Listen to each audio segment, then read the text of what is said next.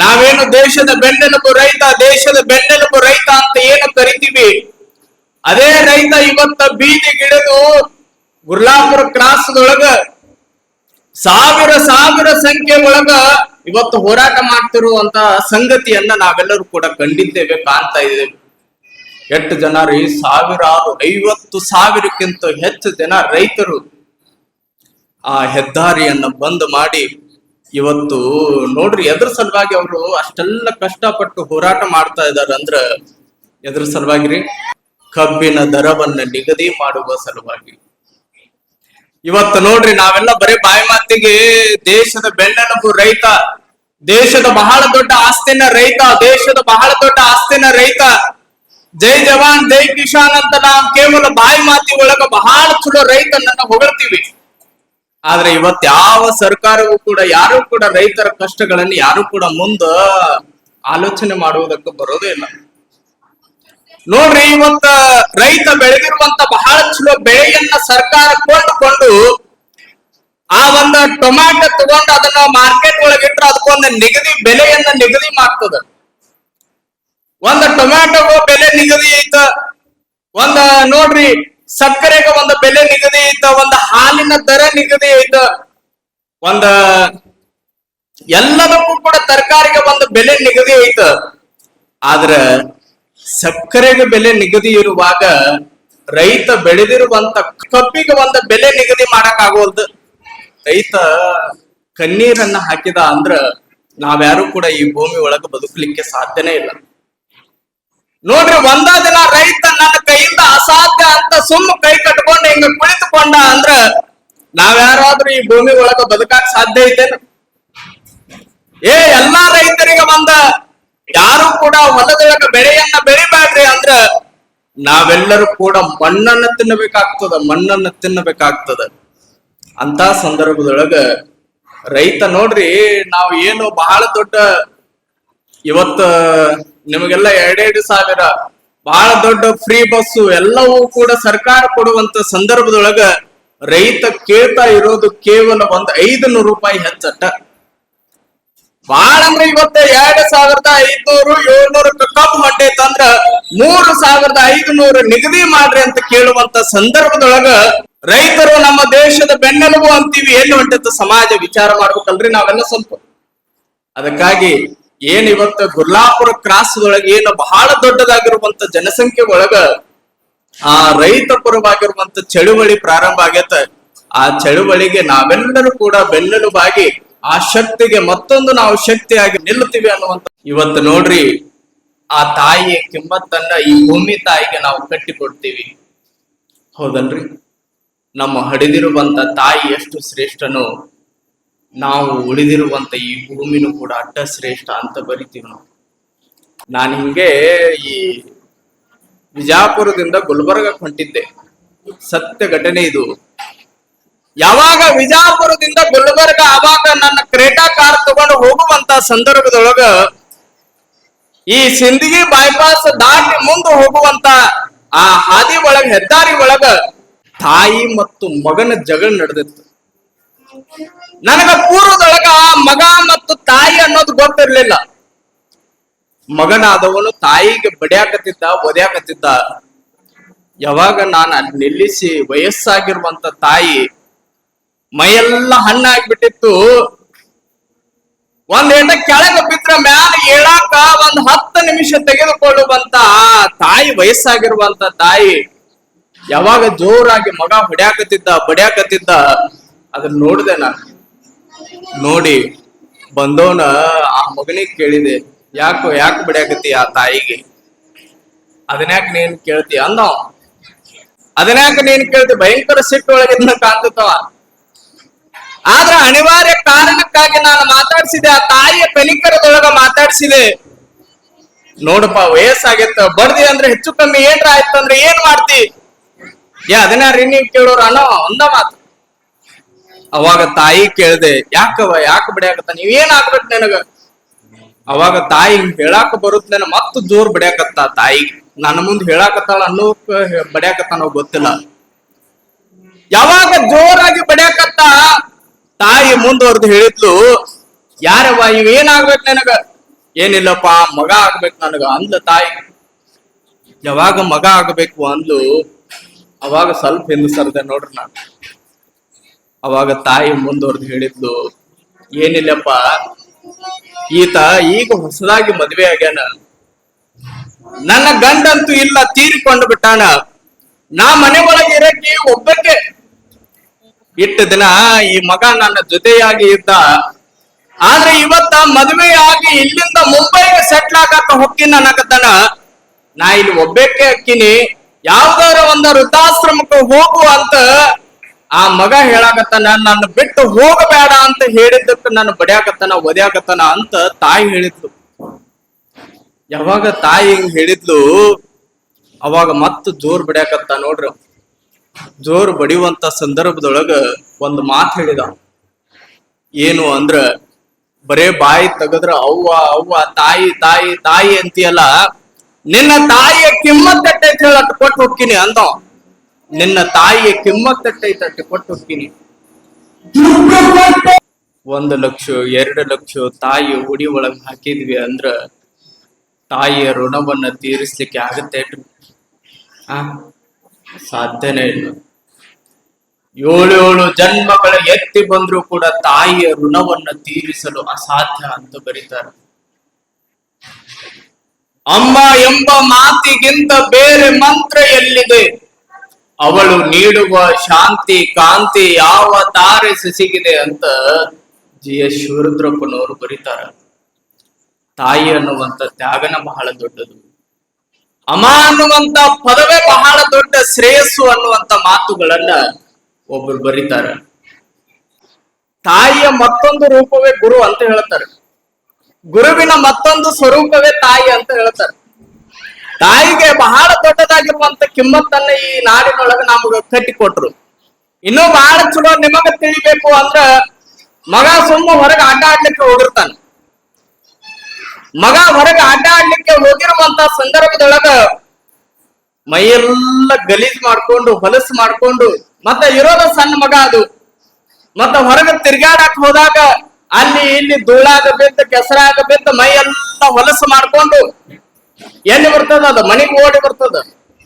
ಮನೆಗೆ ಓಡಿ ಬಂದದ ಅಪ್ಪ ಪಡಿಶಾಲಿ ಒಳಗ ಟಿವಿ ನೋಡಾಕತ್ತಿರ್ತಾನ. ತಾಯಿ ಅಡಿಗೆ ಮನೆ ಒಳಗ ರೊಟ್ಟಿ ಮಾಡಾಕತ್ತಿರ್ತಾಳ, ಅಡಿಗೆ ಮಾಡಾಕತ್ತಿರ್ತಾಳ. ನೇರವಾಗಿ ಓಡಿ ಬಂದಿದ್ದ ಮಗ ಎಲ್ಲಿ ಬಂತು ಅಂದ್ರ ಪಡಿಶಾಲಿಗೆ ಬಂತದ. ಮೈಯೆಲ್ಲ ಕೆಸರು ಮಾಡ್ಕೊಂಡೈತ, ಗಲೀಜು ಮಾಡ್ಕೊಂಡೈತ. ಪಡಶಾಲಿಗೆ ಓಡಿ ಬಂದಿದ್ದ ಅಪ್ಪ ಟಿವಿ ನೋಡ್ಕೊಂತ ಕೂತಿರ್ತಾನ. ಓಡಿ ಬಂದಿದ್ದ ಅಪ್ಪ ಅಪ್ಪ ಅಂತದ. ಅಪ್ಪ ಹಿಂಗ ತಿರುಗಿದವನ ಮೈಯೆಲ್ಲ ಹೊಲಸಾಗೈತು, ಗಲೀಜಾಗೈತು, ಮೈಯೆಲ್ಲ ಕೆಸರು ಮಾಡ್ಕೊಂಡು ಬಂದಿತ್ತು. ಅಪ್ಪ ಏನು ಹೊತ್ಕೋತಾನೇನ್ರ ಆ ಮಗನ? ಹೊತ್ಕೋತಾನೇನ್? ಮೊದಲು ಎಲ್ಲಿ ಕರಿತಾನ? ಅಡಿಗೆ ಮನೆ ಕೈ ಮಾಡಿ ಕರಿತಾನೆ, ಏ ಬಾಯ್. ಅಡಿಗೆ ಮನೆಯಿಂದ ತಾಯಿ ಏನಾಯ್ತು ಅಂತ ಓಡಿ ಬರ್ತಾಳ. ಓಡಿ ಬಂದಕ್ಕನ ನೋಡ್ರಿ ಕೈ ರೊಟ್ಟಿ ಮಾಡಕತ್ತಾಳ, ಕೈಯೆಲ್ಲ ಹಿಟ್ಟಿಟ್ಟಾಗ್ಯಾವ. ಯಾವಾಗ ಮಗುವನ್ನ ಹಿಂಗ ಹೊಲಸು ಮಾಡ್ಕೊಂಡಿರುವಂತ ಮಗುವನ್ನ ಹಿಂಗ ತಾಯಿ ನೋಡ್ತಾಳ, ಅವಾಗ ತಾಯಿ ಹಿಂದ ಮುಂದೆ ಏನು ವಿಚಾರ ಮಾಡಂಗಿಲ್ಲ. ಚಲೋ ಬಟ್ಟೆಗಳನ್ನ ಉಟ್ಕೊಂಡಾಳ, ಚಲೋ ಸೀರೆ ಉಟ್ಕೊಂಡಾಳ. ಕೈಯೆಲ್ಲ ಮತ್ತ ಹಿಟ್ಟಿನೂ ಆಗ್ಯಾವ. ಮುಟ್ಟಿದ್ರ ಮಗುನ ಮುಟ್ಟಿದ್ರ ಕೈಯೆಲ್ಲ ಹೊಲಸಕ್ಕಾವು, ಸೀರೆ ಹೊಲಸಾಗತ್ತ. ಆದ್ರೂ ಕೂಡ ತಾಯಿ ಏನು ವಿಚಾರ ಮಾಡಂಗಿಲ್ಲ. ಆ ಮಗುವನ್ನ ಹಿಂಗ ತಾಯಿ ಹೊತ್ಕೊಂಡು ನೇರವಾಗಿ ಎಲ್ಲಿ ಹೋಗ್ತಾಳ ಅಂದ್ರ ಬಾತ್ರೂಮ್ ಬಚ್ಚಲಕ್ಕ ಹೋಗ್ತಾಳ. ಆ ಮಗುವನ್ನ ಸ್ವಚ್ಛ ತೊಳಿತಾಳ, ಸ್ನಾನ ಮಾಡಿಸ್ತಾಳ, ಜಳಕ ಮಾಡಿಸ್ತಾಳ, ಶುಭ್ರವಾಗಿರುವಂತ ಬಟ್ಟೆ ತೊಡಸ್ತಾಳ. ಅದಕ್ಕೇನೋ ಮ್ಯಾಲ ಸೇಂಟ್ ಪೌಡ್ರು ಏನೇನೋ ಹೊಡೆದು ಮಸ್ತ್ ಘಮ ಘಮ ಘಮ ಅನ್ನುವಂತ ಮಗನನ್ನ ರೆಡಿ ಮಾಡಿ ಹೊತ್ಕೊಂಡು ತಂದ ಪಡಿಶಾಲಿ ಒಳಗ ತಾಯಿ ಇಡೋದ ತಡ ಅಪ್ಪ ಹಿಂಗ ಹೊಳ್ಳಿದವನ ಅಲಲ ಬಂದ ನನ್ನ ಮಗ ಅಂತ ಹೊತ್ಕೊಂಡು ಬಿಡ್ತಾನ್ರು. ಮೊದಲಿಲ್ಲಾರ್ದ ಪ್ರೀತಿ ಈಗ ಹೆಂಗ ಬಂತ್ರಿ? ಅವಾಗ ಮಗ ಇರ್ಲಿಲ್ಲ ನಾವು. ನೋಡ್ರಿ, ತಾಯಿಗೆ ಯಾಕ ಬಹಳ ದೊಡ್ಡದಾಗಿರುವಂತ ಗುರುವಿನ ಸ್ಥಾನವನ್ನ ಕೊಡ್ತಾರಂದ್ರೆ ಇದಕ್ಕ. ಬಹಳ ಚಲೋ ತಾಯಿ ಆತನನ್ನ ಸ್ವಚ್ಛ ಮಾಡಿ ಶುಭ್ರ ಮಾಡಿ ಆತನಿಗೆ ಚಲೋ ಬಟ್ಟೆ ಉಡಿಸಿ ಆ ಮಗುವನ್ನ ತಾಯಿ ಸ್ವಚ್ಛ ಮಾಡಿ ತಂದ ಇಟ್ಟಾಗ ಅಪ್ಪ ಹೆಂಗ ಹೊತ್ಕೊಳ್ತಾನ ಹಂಗ ಗುರು ಅದಾನ್ರಿ, ದೇವ್ರಂತ ಅದಾನ. ಗುರು ನಮಗ ಅಕ್ಷರಾಭ್ಯಾಸ ಮಾಡಿಸಿ ಬಹಳ ಚಲೋ ನಮ್ಮನ್ನ ರೆಡಿ ಮಾಡ್ತಾನ. ಬಹಳ ಚಲೋ ರೆಡಿ ಮಾಡಿ ನಮಗೆ ಶುಭ್ರ ಬಟ್ಟೆಗಳನ್ನ ತೊಡಿಸಿ ನಮ್ಮನ್ನ ಬಹಳ ಚಂದ ಕಾಣುವಂಗ ಮಾಡಿ ದೇವ್ರ ಮುಂದೆ ತಂದಿಟ್ರೆ ದೇವ್ರ ಅಟ್ಟ ಹೊತ್ಕೋತಾನ್ರಿ. ನಮ್ಮನ್ನ ಇರ್ಲಿಕ್ಕ ಹೊತ್ಕೊಂಗಿಲ್ಲ. ಇಲ್ಲಿ ತಾಯಿ ಗುರುವಾಗ್ತಾಳ, ತಂದೆ ದೇವ್ರ ಅಕ್ಕ ನೋಡ್ರಿ. ಬಹಳ ದೊಡ್ಡದಾಗಿರುವಂತ ಕಿಮ್ಮತ್ತನ್ನ ತಂದೆ ತಾಯಿಗೆ ಕಟ್ಟಿಕೊಟ್ರು. ತಾಯಿಯ ತ್ಯಾಗನ ಅಷ್ಟು ಬಹಳ ದೊಡ್ಡದು ನೋಡ್ರಿ. ಮಗನ ಸಲುವಾಗಿ ತಾಯಿ ಏನೆಲ್ಲ ಸಕ್ರಿಫೈಸ್ ಮಾಡ್ತಾಳ, ಏನೆಲ್ಲ ತ್ಯಾಗಗಳನ್ನ ಮಾಡ್ತಾಳ. ಆತನಿಗೆ ಒಂದಿಷ್ಟು ಏನ್ರ ಕಾಲಿಗೆ ಚುಚ್ಚಿತು ಅಂದ್ರ ತನಗ ಚುಚ್ಚಿದಂಗ ಮಾಡ್ತಾಳ ತಾಯಿ. ಆತನ ಕಣ್ಣಿನೊಳಗ ನೀರು ಬರಾಕತ್ತು ಅಂದ್ರ ತನ್ನ ಕಣ್ಣಿನೊಳಗ ನೀರು ಸುರಿಸ್ತಾಳ ತಾಯಿ. ಒಂದು ದಿನ ಮಗು ಸಿಕ್ಕಾಪಟ್ಟೆ ಹಸ್ಕೊಂಡು ರಾತ್ರಿ ಹಂಗ ಕುಂತಿತ್ತು ಅಂದ್ರ ತಾಯಿಯ ಎದೆ ಒಳಗ ಸತ್ತು ಬದುಕಿದಂಗ ಆಕತ್ತು, ಸತ್ತು ಬದುಕಿದಂಗ ಆಕತ್ತು. ಆ ತಾಯಿ ಬಿಟ್ರ ಮತ್ಯಾರಿಗೂ ಈ ಭಾವ ಕಾಡುತ್ತೋ ಇಲ್ಲೋ ಗೊತ್ತಿಲ್ಲ. ಒಬ್ಬ ಕವಿ ಬಹಳ ಚಲೋ ಬಂದ ಕವನ ಬರ್ದ ಅಂದ್ರ ಅದ್ರ ಕೆಳಗ ತನ್ನ ಹೆಸರು ಬರ್ಕೊಳ್ತಾನ. ಅದೇ ಒಬ್ಬ ಸಾಹಿತ್ಯಗಾರ ಬಹಳ ಚಲೋ ಸಾಹಿತ್ಯವನ್ನ ನಿರ್ಮಾಣ ಮಾಡಿದ ಅಂದ್ರ ಅದ್ರ ಕೆಳಗೂ ಕೂಡ ತನ್ನ ಹೆಸರು ಬರ್ಕೊಳ್ತಾನ. ಅದೇ ಒಬ್ಬ ಚಿತ್ರಗಾರ ಬಹಳ ಸುಂದರವಾಗಿರುವಂತ ಚಿತ್ರ ಬಿಡಿಸಿದ ಅಂದ್ರ ಅದ್ರ ಕೆಳಗೂ ಕೂಡ ತನ್ನ ಹೆಸರನ್ನ ಕೆತ್ತತಾನ. ಆದ್ರೆ ನೋಡ್ರಿ, ತಾಯಿ 9 ತಿಂಗಳು ತನ್ನ ಗರ್ಭದೊಳಗ ಮಗುವನ್ನ ಇಟ್ಟುಕೊಂಡು ಹೆತ್ತು ಹೊತ್ತು ಲಾಲನೆ ಪಾಲನೆ ಪೋಷಣೆ ಮಾಡಿ ಆ ಮಗುವನ್ನ ಬಹಳ ಚಲೋ ಎತ್ತರವಾಗಿ ಬೆಳೆಸಿ, ಯಾವಾಗ ಮಗು ಬೆಳಿತಾ ಬೆಳಿತಾ 6 ವರ್ಷದವನಾಗ್ತಾನ, ಆ ಮಗುವನ್ನ ಶಾಲೆಗೆ ಸೇರಿಸಿ ಬರಲಿಕ್ಕೆ ತಾಯಿ ಹೋಗಿರುವಂತ ಸಂದರ್ಭದೊಳಗ ಅಲ್ಲಿ ಹೆಸರು ಬರೆಸುವಂತ ಸಂದರ್ಭದೊಳಗ ತನ್ನ ಹೆಸರು ಬರ್ಸಂಗಿಲ್ರಿ. ಆ ಮಗನ ಅಪ್ಪನ ಹೆಸರು ಬರೆಸಿ ಬರೋಳ ತಾಯಿ. ತಾಯಿಯ ತ್ಯಾಗ ನೋಡ್ರಿ ಎಷ್ಟು ದೊಡ್ಡದು. ತಾಯಿ ತನ್ನ ಸಲುವಾಗಿ ಏನನ್ನೂ ಬಯಸೋದಿಲ್ಲ, ಕೇವಲ ಮಕ್ಕಳ ಸಲುವಾಗಿ ಬಯಸ್ತಾಳ ತಾಯಿ. ಮಕ್ಕಳ ಏಳಿಗೆ, ಮಕ್ಕಳ ಅಭಿವೃದ್ಧಿಯ ಸಲುವಾಗಿ ತನ್ನನ್ನ ತಾನ ಶ್ರಮಿಸಿಕೊಳ್ಳುವವಳೆ ತಾಯಿ ಅಂತ ಹೇಳ್ತಾರೆ. ಯಾವಾಗ ಮಗು ಬಹಳ ಚಲೋ ಬೆಳಿತಾ ಬೆಳಿತಾ ಬೆಳಿತಾ ಶಾಲೆಗೆ ಸೇರಿಸಿದ್ರು, ಆ ಮಗು ಹೇಳಾಕತ್ತಂತ ತಾಯಿಗೆ, ಅಮ್ಮ ನೀ ನನ್ನ ಶಾಲೆಗೆ ಕಳಿಸೋದಕ್ಕೆ ಬರಾಕ್ ಹೋಗ್ಬೇಡ,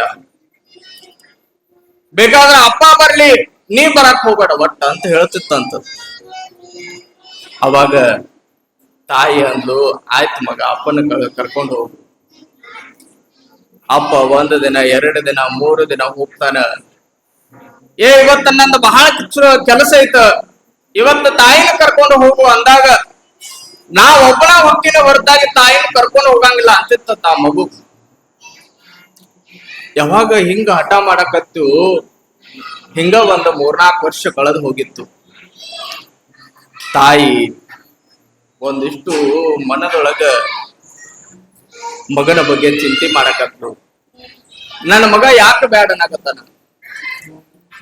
ಯಾಕಂದ್ರ ನನ್ನ ಮುಖ ಎಲ್ಲ ಈ ಕಡೆನ ಮುಖ ಎಲ್ಲ ಸುಟ್ಟು ಬಿಟ್ಟೈತ, ಮುಖ ಎಲ್ಲ ಕರ್ರಗಾಗೈತ. ಯಾವಾಗ ಶಾಲೆ ಒಳಗ ತನ್ನ ಗೆಳೆಯರು ನನ್ನ ಮುಖವನ್ನ ನೋಡಿ ನನ್ನ ಮಗನಿಗೆ ಹಂಗಿಸ್ತಾರಂತ ನನ್ನ ಮಗ ಬ್ಯಾಡ ಅನ್ನಕತ್ತಿರ್ಬೇಕು ಅಂತ ತಾಯಿ ಅನ್ಕೊಂಡ್ಲಂತ.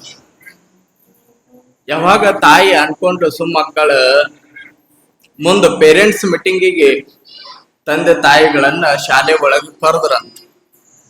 ಅವಾಗ ಮಗ ಹೇಳಿದ ಅಂತ, ನೀ ಬರಾಕ್ ಹೋಗಬೇಡವ, ಅಪ್ಪನ ಕರ್ಕೊಂಡು ಹೋಗ್ತೀನ.